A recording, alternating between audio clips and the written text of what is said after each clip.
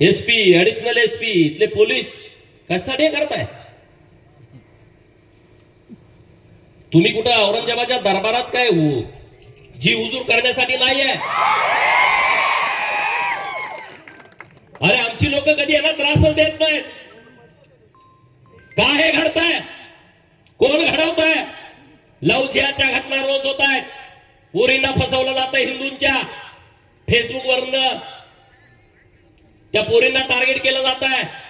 इंस्टावरनं नावं बदलायची, हिंदूंची नावं लावायची, हिंदू देवदेवांचे फोटो इंस्टाला आयडीला लावायचे, पोरींना एकदा जाळ्यामध्ये घ्यायचं, अन्याय अत्याचार करायचा, व्हिडिओ तयार करायचे, ते व्हिडिओ दुसऱ्या पोराला द्यायचे, त्याला परत व्हिडिओ करायचा, भीती घालायची, आईला दाखवतो, वडिलांना दाखवतो, तिसऱ्याला द्यायचा. काय प्रकार आहे?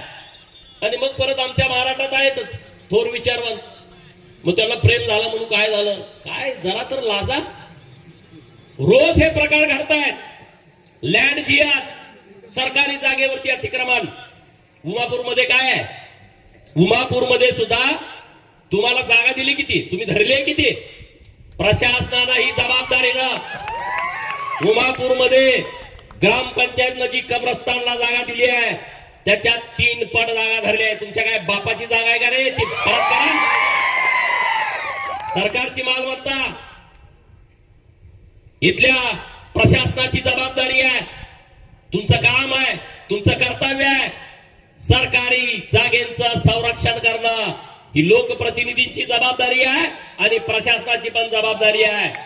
आणि म्हणून तो या बीड जिल्ह्यामध्ये जिथं जिथं सरकारी जागेवरती अतिक्रमण झालं असेल, गॅरेज टाकायची मोठी मोठी, भंगार गोळा करायची दुकानं टाकायची मोठी मोठी, मशिदी बांधायच्या, इथं बांध तिथं बांधणार काय? त्याला परवानगी आहे का? जिल्हाधिकारी बीड, त्यांना आता त्यांची भावना काय मला माहित नाही, पण ते चेक करा.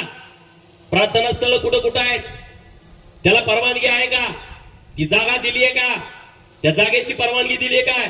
ते बांधकाम कुठून झालं? ते पैसे आले कुठून? अरे आम्हाला सभा मंडप बांधायचं म्हणलं तर आमदार खासदाराकडे जावं लागतंय.